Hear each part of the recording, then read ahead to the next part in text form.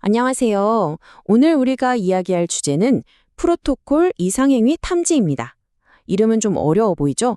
하지만 이게 어떻게 우리가 알지도 못하는 사이에 인터넷 위협으로부터 우리를 지켜주는지 그 원리를 아주 쉽고 명쾌하게 한번 파헤쳐 보겠습니다. 자, 시작하기 전에 여러분께 질문 하나 던져볼게요. 만약 여러분이 보안 책임자인데 세상에 단 한 번도 보고된 적 없는 완전히 새로운 방식의 공격이 들어온다면 과연 어떻게 막아내시겠어요? 정말 막막하겠죠. 네, 바로 이 지점이 오늘 이야기의 핵심입니다. 제로데이 공격처럼 아직 아무도 그 정체를 모르는, 그래서 방어법도 없는 그런 새로운 위협들을 과연 어떻게 상대해야 할까요?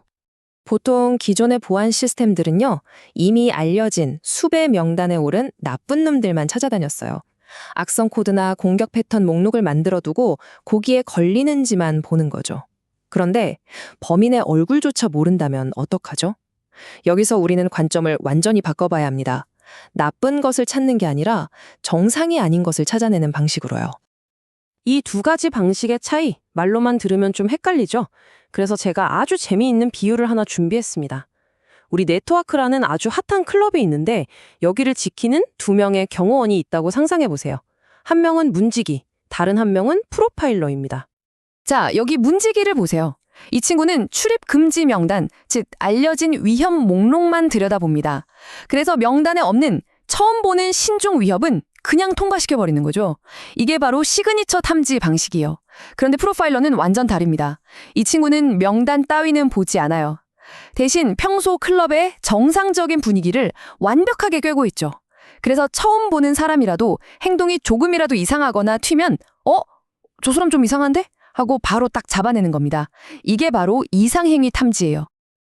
아니, 그럼 프로파일러는 도대체 뭘 기준으로 정상인지 아닌지를 아는 걸까요? 바로 베이스라인이라는 걸 통해서입니다.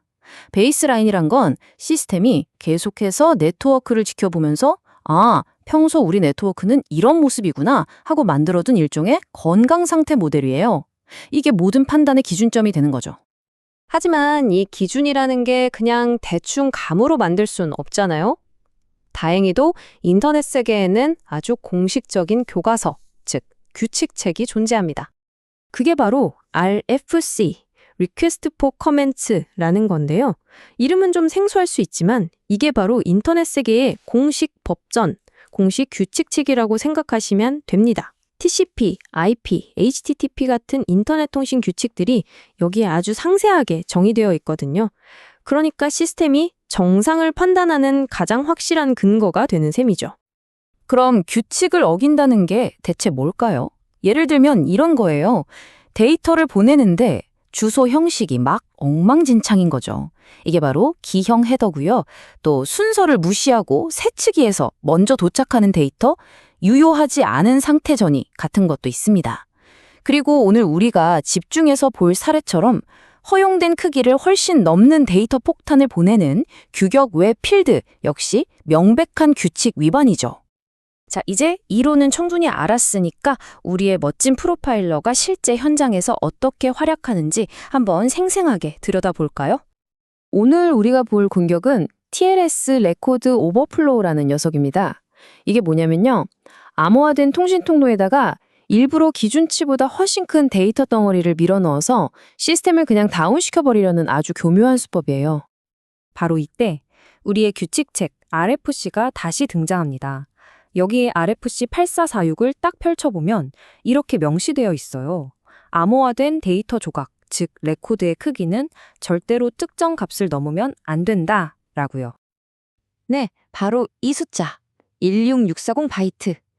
이게 바로 허용된 최대 크기입니다. 이 숫자를 꼭 기억해 주세요. 이게 바로 우리 프로파일러가 절대로 넘지 못하게 지키는 마지노선인 셈이죠. 자, 공격이 어떻게 막히는지 한번 보세요. 첫째, 공격자가 이 16,640바이트를 훌쩍 넘는 거대한 데이터를 보냅니다. 시스템을 터뜨리라는 거죠. 둘째, 우리 시스템이 이걸 보자마자 잠깐만, 이거 규칙 위반인데? 하고 바로 알아채는 겁니다.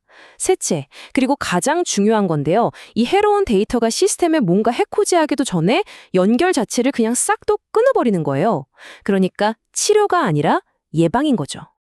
이런 방식, 그러니까 규칙을 기준으로 이상한 낌새를 찾아내는 게 왜 중요하냐면요. 요즘 사이버 세상이 워낙 복잡해지다 보니까 이게 미래 방어의 핵심이 되기 때문입니다.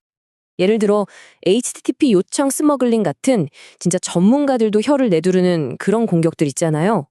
이게 마치 정상적인 요청인 척 위장해서 그 안에 악성 코드를 슬쩍 끼워 넣는 말 그대로 밀수 같은 공격인데 이것도 규칙 위반을 찾아내서 막을 수 있습니다. 결국 핵심은 이거예요. 뭐가 올바른 규칙인지를 정확히 알고 있으면 겉모습이 아무리 그럴싸해도 그 속에 숨겨진 잘못된 부분을 기가 막히게 잡아낼 수 있다는 거죠. 특히 요즘처럼 대부분의 통신이 암호화돼서 내용을 들여다보기 힘든 환경에서는 이게 진짜 강력한 무기가 됩니다. 자, 오늘은 이렇게 알려진 위협만 쫓는 게 아니라 정상이라는 규칙을 기준으로 보이지 않는 위협을 막아내는 프로토콜 이상 행위 탐지에 대해 알아봤습니다. 우리 디지털 세상은 앞으로 더 복잡해질 텐데 과연 우리는 우리의 방어 시스템에게 또 어떤 비정상적인 행동들을 새롭게 가르쳐야 할까요? 이 질문을 끝으로 오늘 이야기 마치겠습니다. 감사합니다.